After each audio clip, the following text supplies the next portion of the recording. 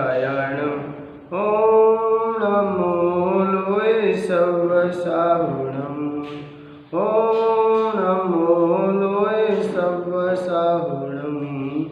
आपने आपको आप में भर लिया, चेतना को स्वयं ही प्रखर कर लिया।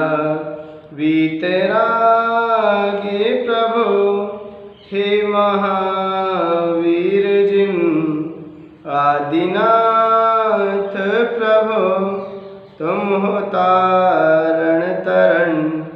आपके द्वै चरण में विनम्र नमन। आपके द्वै चरण में विनम्र नमन।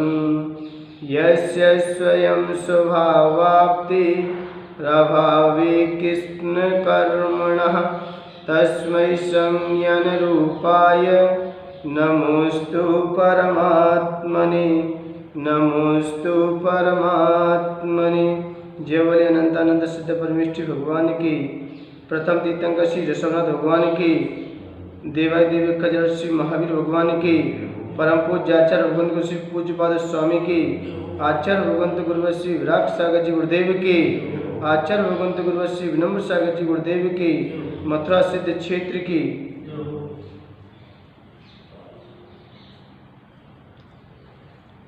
अभी सुन रहे थे पूज्यपाद स्वामी की जो इष्ट उपदेश, उनकी जो आध्यात्मिक मौली अपन ने विगत छंद से 11वें छंद के माध्यम से अपन ने उस राग की परिणति को भी कम करने का प्रयास किया, क्योंकि 11वें श्लोक के माध्यम से आपने राग देश के कारण से जानकर यह संसारी जी भ्रमण कर रहा है। क्योंकि आचार्य भगवंतों का कहना है, यदि हमने इस जिंदगी में राग को राख नहीं किया, इस जिंदगी में हमने अपने राग को राख नहीं किया, तो हमारी जिंदगी भी राख हो जाएगी। तो हमारी जिंदगी क्या हो जाएगी? राख हो जाएगी।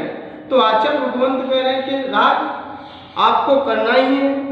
आपको राग यदि किसी से करना है तो भगवान के गुणों से कीजिए, महापुरुषों के गुणों से कीजिए, जो अपने बीच जिन्होंने महानता को प्राप्त किया, उनके गुणों के प्रति चाहत रखोगे, उनके गुणों के प्रति राग रखोगे, तो हम उनके गुणों को पाकर एक दिन हम भी महान बन जाएंगे।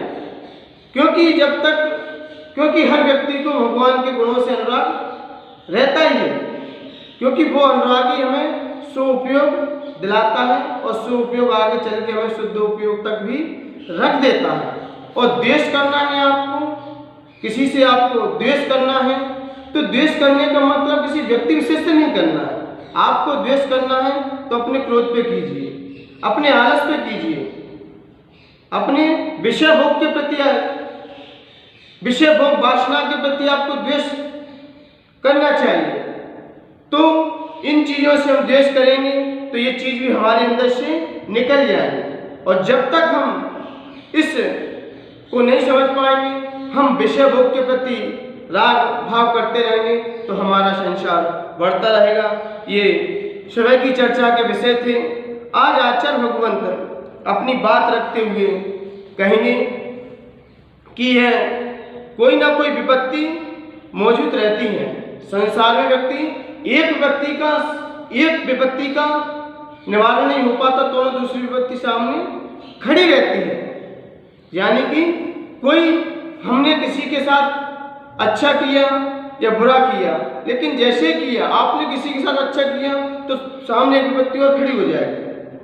आपने कोई भी कार्य किया, आपने पुत्र उत्पन्न हुआ तो पुत्र का जन्म हुआ, अब पुत्र बीमार पड़ गया, एक विपत्ति और आ गई, और फिर उसे पढ़ाना है, तो कई तमाम विपत्तियां एक के पीछे एक खड़ी रहती हैं। तो मान्यवर ऐसी आज पूज्य आचार्य श्री अपनी भी चर्चा करेंगे।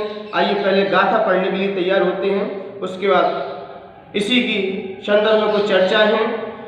विपद भव पदावर्ते पद के वाति वायते यावत् तावत् भवत्तन्या प्रचुरा विपदा पुरः। विपद्भव पदावर्ते पद के वाति वायते यावत् तावत् भवन्तन्यः प्रचुरा विपदा पुरः। यहाँ पर पूज्यपाद स्वामी अब उस संसार में यह जीव राग देश के कारण भटक रहा है, तो राग देश के कारण भटक रहा है, तो आचार्य भगवंत का कहना है कि यह विपद भव पदावर्ते, विपद भव पदावर्ते, विपद एक विपत्ति, भव संसार रूपी, पदावर्ते पैर से चलने वाले, एक विपत्ति संसार रूप एक विपद भव पदावर्ते। तो यानी कि एक विपत्ति पदावर्त संसार रूपी पैर से चलने वाले घटी यंत्र में पद का इव रहट के डंडे के समान है। यानी कि कोई रहट चलाता है तो रहट चलाता है तो रहट वाला देखा होगा आपने, एक पैर रखता है तो दूसरा पैर रखने के लिए तैयार होता है। तो ऐसे वो रहट की तरह यही संसार है, यही संसार है, क्योंकि विपद अति वायते समाप्ति की जाती है, तावत तब तक अन्य प्रचुरा पुरः, यानी कि दूसरी विपत्ति, दूसरी बहुत सी विपत्तियां पुरा भवंती सामने खड़ी हो जाती हैं। जैसे ही संसारी जीव एक विपत्ति से समाप्त करता है तो उन्हें दूसरी विपत्तियां सामने खड़ी रहती हैं। जैसे आपने ऋतु देखी है, पहले कौन सी ऋतु आती है? कोई भी ऋतु हो, ग्रीष्म ऋतु आई है, सर्दी का मौसम आ गया है, तो सर्दी के बाद क्या आएगी? सर्दी के बाद क्या आएगी? गर्मी आएगी, और गर्मी के बाद बरसात लगी रहती है। और जैसे ही सर्दी आती है तो सर्दी आते ही व्यक्ति क्या करता है? सर्दी आते ही ठंडे ठंडे कपड़ों को, ऊनी कपड़ों को पहनना चालू कर देता है, और कूलर पंखे क्या कर देता है? बंद करके रख देता है। और जैसे ही गर्मी का मौसम आता है तो ऊनी कपड़े पैक हो जाते हैं और फिर कूलर पंखे ऐसी खुल जाते हैं। मतलब एक विपत्ति समाप्त नहीं हो पाती तो दूसरी खड़ी रहती है। ऐसी ऋतुओं का है। 6 ऋतु में कितने पंडित जी? 6 ऋतु में 6 ऋतु में 3 मास आ जाते हैं। 6 ऋतु में 3 काल आ जाते, 3 इनको क्या वर्ष कहें या 3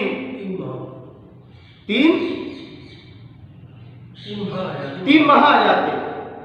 6 ऋतु में 3 माह ऐसे आ जाते हैं जिनमें ये परिवर्तन होता रहता है। तो इसलिए मान लो यही संसारी की दशा है कि एक विपत्ति हम निपट नहीं पाते तो उन्होंने दूसरी विपत्ति हमारे सामने खड़ी हो जाती है। क्योंकि पहले तो आप ये समझ लीजिए कि विपत्ति किसे कहते हैं, विपत्ति किसे कहते हैं, और आपत्ति किसे कहते हैं, और संपत्ति किसे कहते हैं।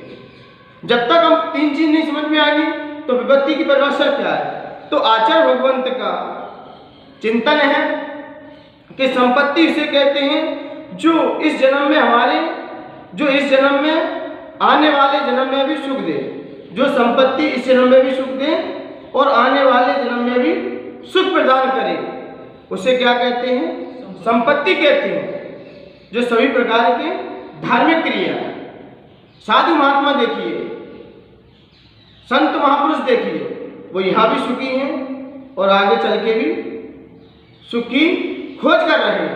आगे चल के वह सुख को ही प्राप्त होंगे, क्योंकि जिन गुण संपत्ति हो मज्जम, भगवान के गुणों की संपत्ति जिसे प्राप्त है, जिसने भगवान के गुणों के प्रति, संपत्ति के प्रति लगाव रख लिया है, तो वो इस जन्म में भी सुख रहेगा और आगे आने वाले भव में भी सुखी से रहेगा।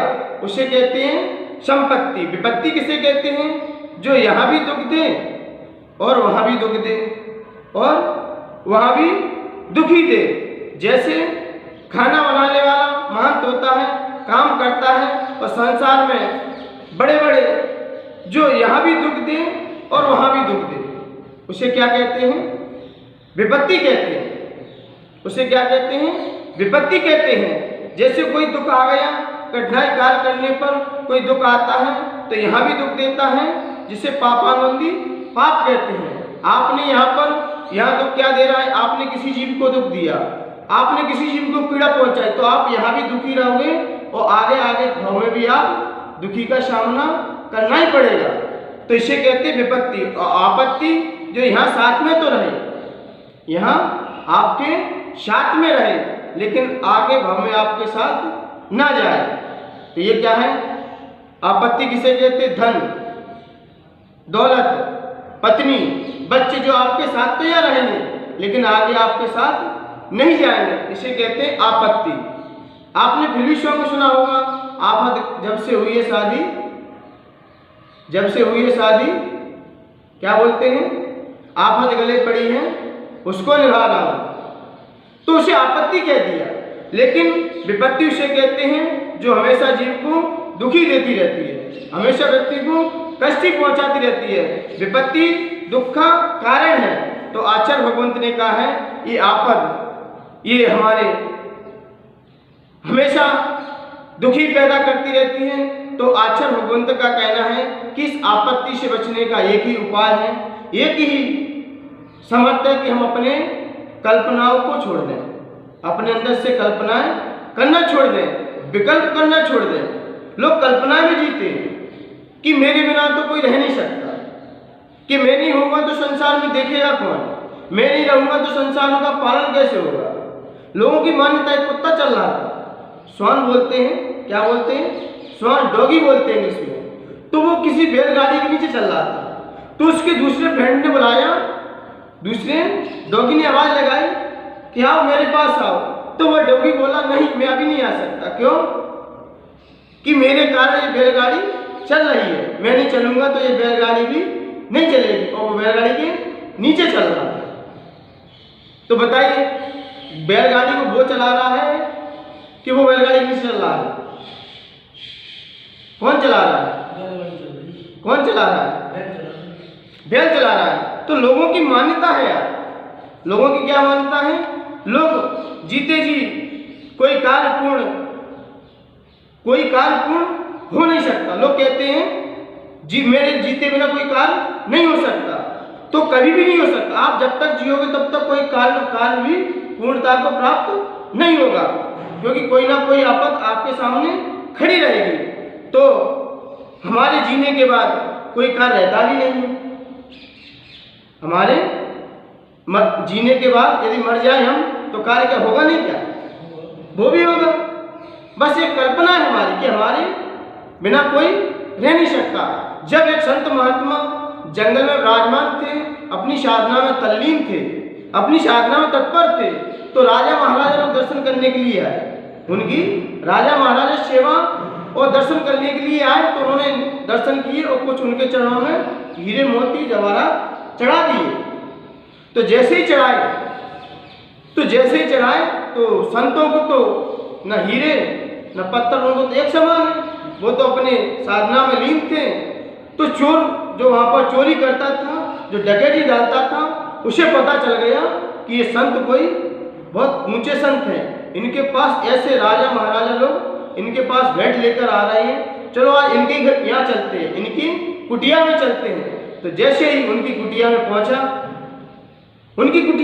पहुंचा और देखकर तो वो संत के पास जाके उसने हमला बोल दिया कि आज आपके यहाँ पर जो राजा महाराजा आए थे, धन संपदा लेके आपके चरणों में भेंट करे गए थे, वो कहाँ है? वो कहाँ है? तो संत तो अपने ध्यान में लीन थे।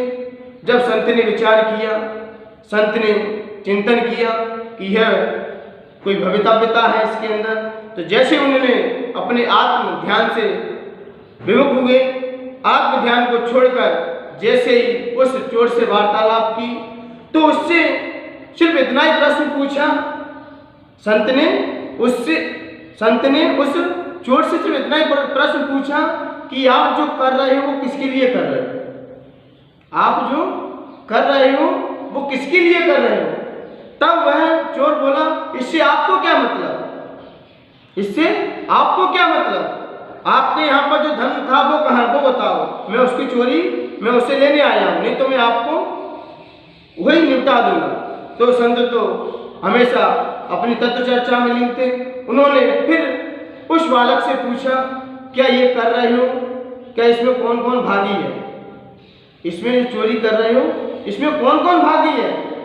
तो वो चोर बोला कि इसमें तो मेरे सब परिवार इसमें साथ देते हैं, क्योंकि परिवार वाले मेरे बिना न कुछ खाते हैं न पीते हैं, जब भी कोई कार्य करते हैं तो मेरे बगैर पूछे नहीं करते, मेरी आज्ञा के जब तक मैं भोजन न करूं तब तक मेरे सिवा कोई करता ही नहीं।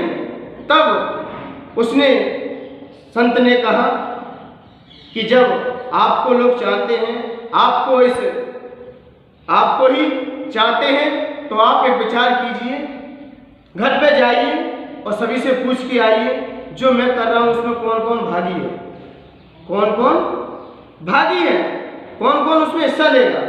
तो जैसे ही वो दौड़ता हुआ संत को, पहले उसने कहा, संत को उसने रस्सी से बांधा, किससे बांधा, रस्सी से बांधा। तो रस्सी से बांधकर और वह घर की ओर पहुंचा। तो जैसे ही घर वालों के पति वो पत्नी से और माँ से पुत्र से जैसे ही जाके मिला, तो पत्नी अपनी माँ से पूछा कि माँ, जो मैं कर रहा हूँ क्या इसका फल आप भी साथ में मेरे साथ भोगोगे क्या? जो मैं चोरी डकैती आदि करके जो सामान लाता हूँ, क्या इसमें आपका भी सहभागी हो? तो माँ ने कहा, हे पुत्र, इसमें कोई किसी का साथी सगा नहीं होता, जो जैसा करता है उसे वैसा ही फल मिलता है। मैं तो धर्मात्मा हूँ, मैं तो भगवान की पूजा भक्ति करती हूँ, मैं तो अपनी आराधना करती हूँ, तो मैं आपके इस पाप में क्यों भागी बनूंगी? तो जैसे ही उसने माँ के ऐसे शब्द सुने, फिर अपनी पत्नी के पास गया, पत्नी से पूछा, क्या जो मैं करता हूँ आप उसमें सहभागी हो कि नहीं? तो पत्नी बोली कि मैं तो समाज में चेहरा दिखाने लायक भी नहीं रही, मैं तो समाज में लोग मुझे कहते हैं तो किसकी पत्नी, चोर की पत्नी, को लज्जा होनी पड़ता है मुझे, ये जो कार्य करते वो गलत है आपका। तो पत्नी ने तो उसे ऐसे जवाब दिए। जैसे ही वो पुत्र के पास गया, पुत्र से पूछा कि हे पुत्र, जो मैं करता हूँ क्या आप उसमें साथ दोगे, क्या आप उसमें सहभागी हो?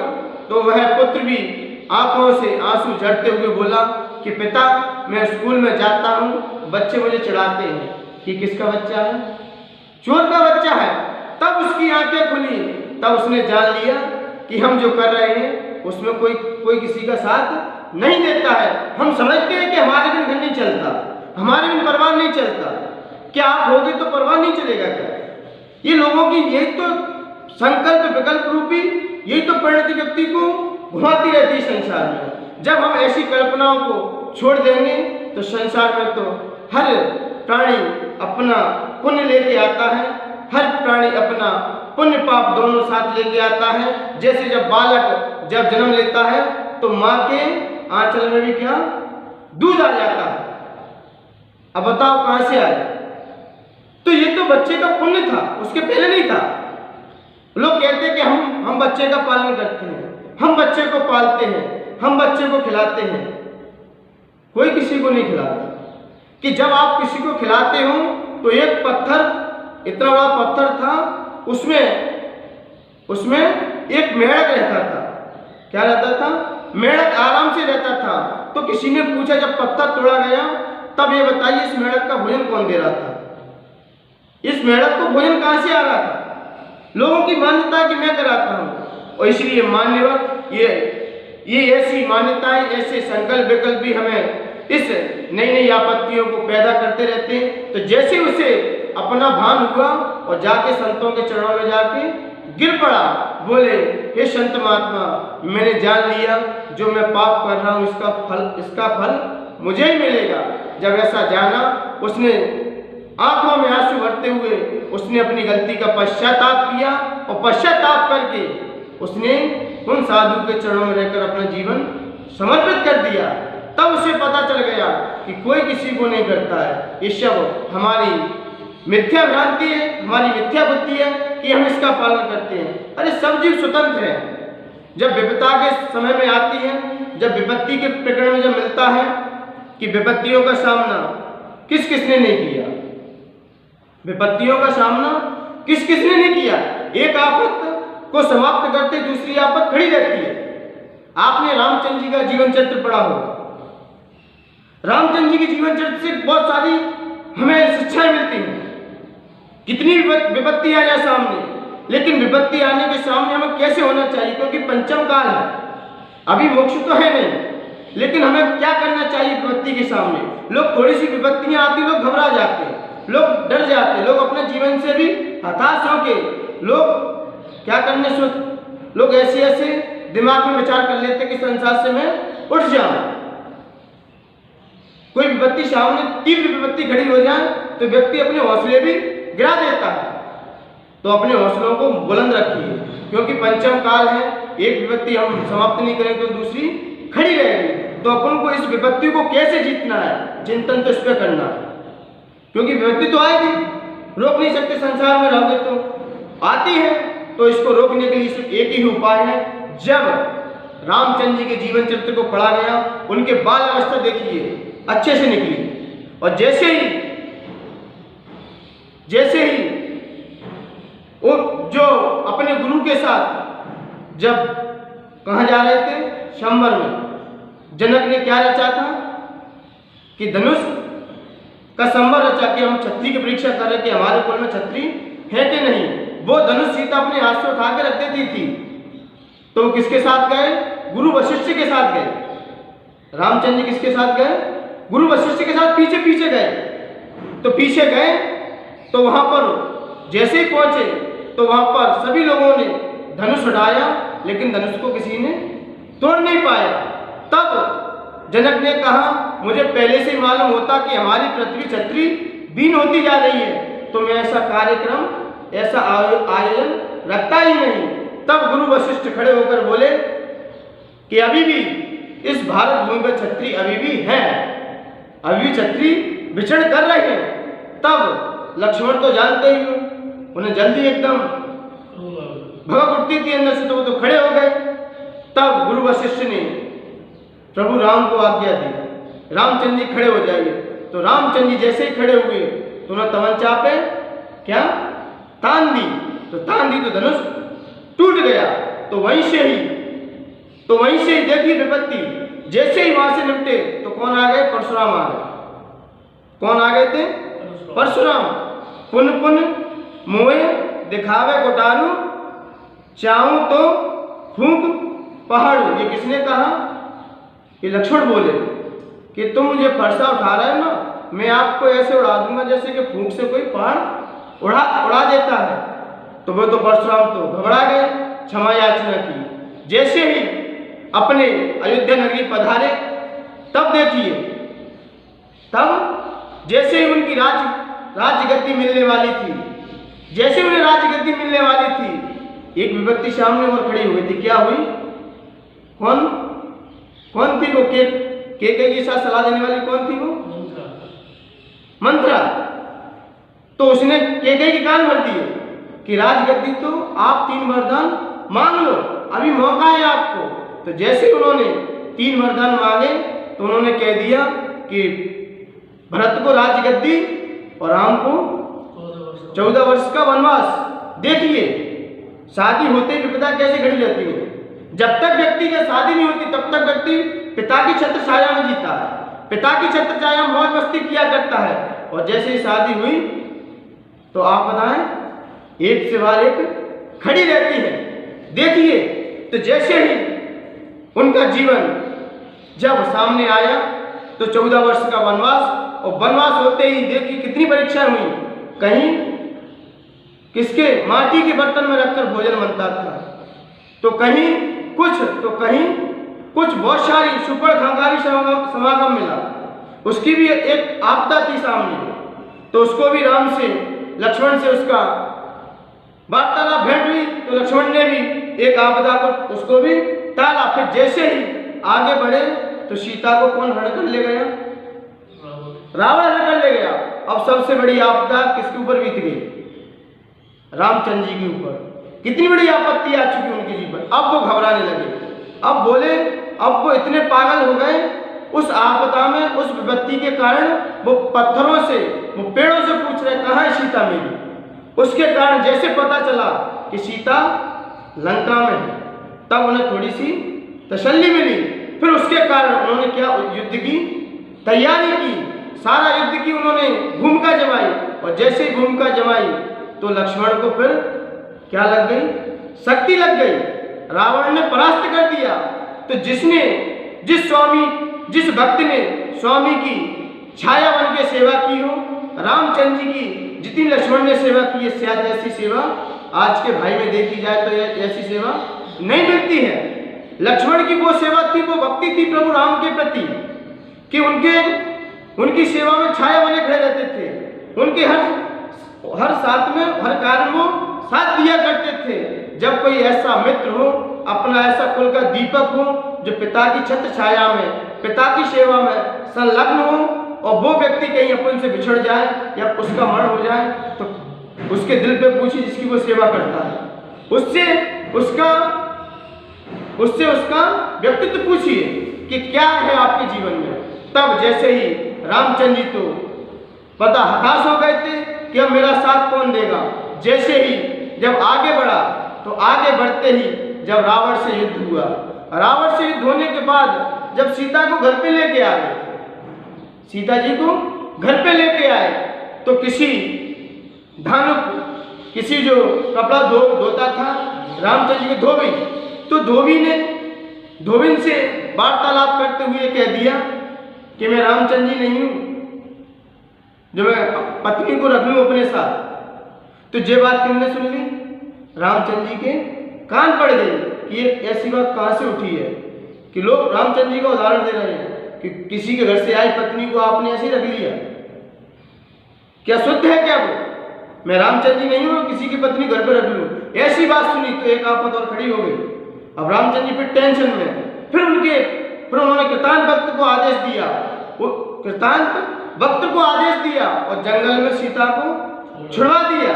तो जैसे छुड़वाया तो रामचंद्र जी अश्वमेध यज्ञ कर रहे थे, घोड़ा को बांधे हुए यज्ञ कर रहे थे, तो यज्ञ खेल रहे थे। तो सीता का जीवन जंगलों में व्यतीत हुआ और गर्भवती सीता थी। तो सीता ने लवकुश पुत्रों को जन्म दिया। तो फिर जब जंगल में लवकुश खेल रहे थे तो उन्होंने क्या, घोड़ा पकड़ लिया। तो जैसे ही घोड़ा पकड़ा तो रामचंद्र जी ने कहा, तो हनुमान जी सामने आए। तब हनुमान जी तो समझ गए पुत्र किसके हैं, तो वो तो शांति से बैठ गए कि इनसे आपत कौन ले, ये तो घर के खानदान के हैं, ये तो उनके पुत्र जिनके हम भक्त हैं। तो वो तो बस लक्ष्मण भी आए, तो लक्ष्मण भी अपनी शक्ति को हार चुके। तो जैसे ही रामचंद्र जी आए तो रामचंद्र जी ने भी लवकुश से युद्ध किया। तो जैसे ही लवकुश से युद्ध किया तो तब उन्होंने देखा कि कोई अपने ही है। तब उन्हें पता चला, फिर उनको घर में रखा, फिर सीता को घर में लेके आए। तब भी लोगों की घुसड़पैठ चलती रही, कई लोगों की ऐसी काना फूकी चलती रही। उसके कारण जब रामचंद्र जी को पूछी उनके दिल पे क्या बीत रही थी, रामचंद्र जी के भाव नहीं थे, ये कौन करा रहे थे? बाहर के लोग सारा। तो जैसे ही रामचंद्र जी सीता को लेकर आए तो फिर क्या हुआ, सीता को अग्नि परीक्षा के लिए लोगों ने मजबूर कर दिया। देखिए रामचंद्र जी के दिल पे कितनी धीरता है, कितनी उनके अंदर गंभीरता है। वो अपनी धीरता को नहीं छोड़े। आप विपत्तियों का सामना करते रहे, विपत्तियों से पीछे नहीं हटे। विपत्तियों को कभी उन्होंने विपत्ति नहीं समझा, उन्होंने समझा कि मेरा ही कोई कर्म का उदय है, मेरा ही कोई कर्म का उदय है जिसके कारण मुझे ऐसा सामना करना पड़ रहा है। तो जैसे ही अग्नि परीक्षा हुई, जैसे ही उन्हें अग्नि परीक्षा हुई तो सीता ने अग्नि परीक्षा देने के लिए भी तैयार हो गई। तब पूछिए, जिसकी इकलौती पत्नी हो, जिसकी श्रेष्ठ पत्नी हो, और कोई व्यक्ति ऐसा कह दे तो उस पति के दिल पे हाथ रख के पूछना उसके दिल पर क्या बीत रही होगी, क्या उसका दिल कैसा होगा। तब भी रामचंद्र जी उस धीरता को अपने अंदर धारण करते रहे उस दृढ़ता के कारण, उस गंभीरता के कारण, उस सहनशीलता के कारण, उसके ही कारण जब सीता को ऐसी परीक्षा हुई तो सीता भी अपने लक्ष्य को प्राप्त कर गई। इसी दृढ़ता के कारण, इसी गंभीरता के कारण आज प्रभु राम वीतराग बन चुके हैं। वो ही मोक्षगामी, उन्होंने भी अपने शाश्वत सुख को भी प्राप्त कर लिया। मान्यवर, वो विपत्ति से पीछे नहीं हटे। इसलिए मान्यवर, ये विपत्तियां हैं, हम इनको तभी समाप्त कर सकते हैं जब हमारे अंदर समीचीन ज्ञान हो, और जब तक हमारे अंदर आध्यात्मिक ज्ञान नहीं होगा तो जब तक हम ऐसे विपत्तियों का भी सामना बड़े सही तरीके से कर सकते हैं। इन विपत्तियों को भी हम बड़े सहनशीलता से निभा के अपने लक्ष्य को भी प्राप्त कर सकते हैं, क्योंकि इस संसार में विपदाएं का घर है। ये संसार ही विपदाओं का क्या है? घर है, क्योंकि इस घर को हमने ही बसाया है सिर्फ विकल्प और संकल्प के माध्यम से। इसलिए मान्यवर, यदि आप वस्तु के स्वरूप को समझ जाओगे, वस्तु को जान लोगे, वही वस्तु आपके पास रहती है, तब आप उसमें अपनत्वपन दिखाते हैं, और वही वस्तु किसी दूसरे के पास चली जाए तो फिर तो उसमें अपनत्व क्या खत्म हो जाता। जब मेरे पास थी तब उसमें अपन ने क्या अपनत्व था। ये पेन जब तक आपके पास था तो अपना मान रहे थे, कोई चीज पैसा रुपया पैसा आपके पास था तो आप अपना मान रहे थे, और जैसे वह रुपया पैसा दूसरे के पास गया तो वह किसका है? तो अपनत्वपन हट गया, उसमें अपना संकल्प विकल्प हट चुका। इसलिए मान्यवर, वास्तविकता को जानिए और अपने अंदर धैर्य और गंभीरता को ना खोइए। ये आपत्ति विपत्ति इनको समझकर अपना जीवन उज्जवल बनाइए। इनकी सार्थकता को समझकर अपने अंदर जो संपदा बैठी हुई है, जो अंदर अपने अंदर जो विभूतियां विराजमान है, उन विभूतियों के प्रति अपना भाव, उन्हें जागृत करने का भाव रखिए। ये भाई आपदा संपत्ति ये यहाँ आपके साथ है और कल यही आपके साथ छोड़ देंगे।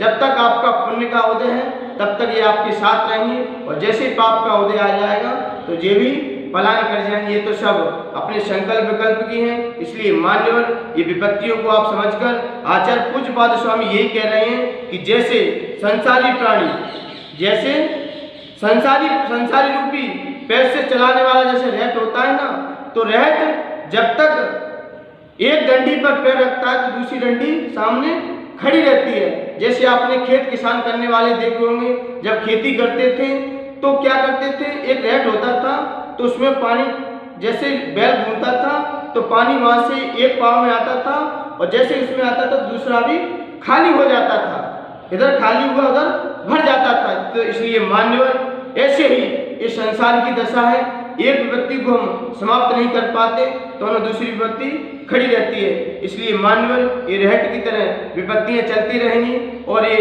विपत्तियों से हम सिर्फ बचने का सिर्फ एक ही उपाय है, हम उस वस्तु के यथार्थ स्वरूप को जानकर, उसकी सत्यता को जानकर, और उससे बचने का सिर्फ एक ही उपाय, उसकी हम वास्तविक वस्तु को स्वरूप को जानें और अपने उस लक्ष्य को, अपने उस आत्मज्ञान को जागृत कर हम अपने लक्ष्य को प्राप्त करें, तभी हम इनसे बच सकते हैं। इन्हीं पवित्र भावनाओं के साथ जय बोलिए आचार्य भगवंत गुरु श्री पूज्यपाद स्वामी की, आचार्य भगवंत गुरु श्री विराट सागर जी गुरुदेव की, आचार्य भगवंत गुरु श्री विनोद सागर जी गुरुदेव की।